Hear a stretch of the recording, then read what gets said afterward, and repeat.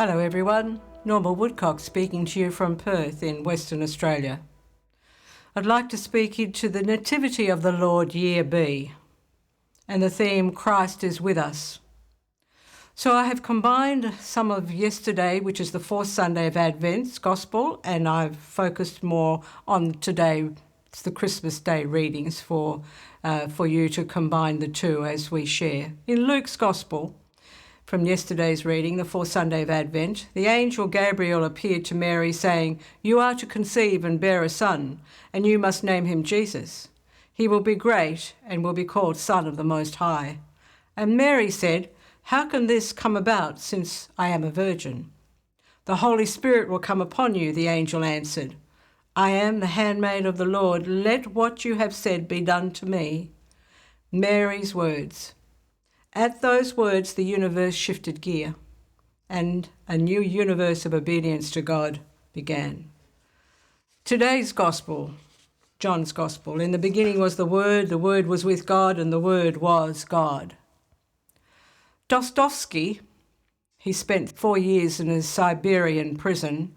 He said this: "While on earth, we grope in the dark. And, but for the precious image of Christ before us, we would lose our way completely and perish."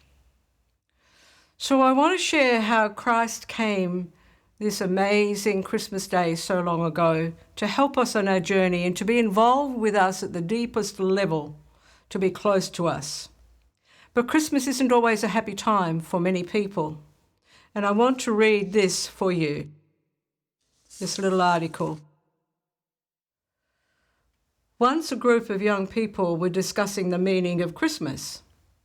In the group was an older woman, whom they tended to ignore. However, when she finally got a chance to speak, they were deeply moved by what she had to say. She spoke from the heart. She told them that she was dreading the approach of Christmas. She was an only child. Her parents were dead. She had no aunts or uncles, no close relatives. She was the last of her family. She had friends with whom she exchanged cards and gifts at Christmas, but none of them ever thought of inviting her to their home on Christmas Day. How did she spend Christmas Day? On her own, though she is by no means a recluse. After an early Mass, she goes out to help in some voluntary work. Then she comes back, cooks dinner, and eats it on her own. She switches on the TV, but TV is no substitute for having someone with you. She cries a lot. She just can't help it. Towards evening, she goes for a walk, but on Christmas evening, it's lonely out of doors too. The streets and parks are almost deserted. All doors are locked. She tries the door of her local church, but it too is firmly locked. There seems to be no room in any inn for her, so she has no choice but to head back home. Back home, the loneliness closes in again. But then came the best part of her story. She told how in the midst of her loneliness and tears, she feels very close to Christ. She feels close to his sufferings. She realizes that in a very real sense, he was an outsider at the first Christmas. There was no room for him at the inn. And even though her tears continue to fall, she feels an inner happiness that is impossible to describe or explain. Why? Because Christ gives a meaning to her loneliness and pain. He came to share our lives, to help us carry our burdens, and to walk the road of life with us. This is the meaning of Christmas.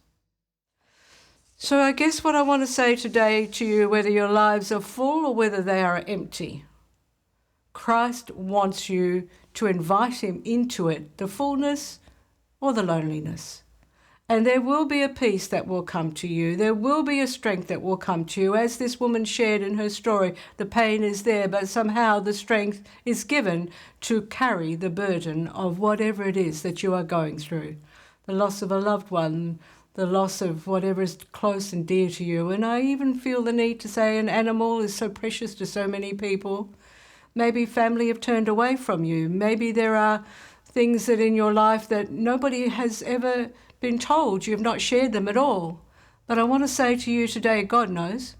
God knows everything that has ever happened in your life, and he knows everything that's happening in your life right now. He came so that he could walk this journey with us in deep intimacy, closeness, understanding and love.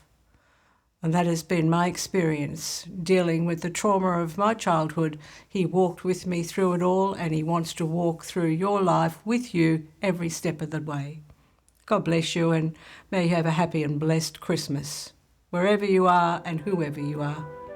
Look forward to meeting you again next week.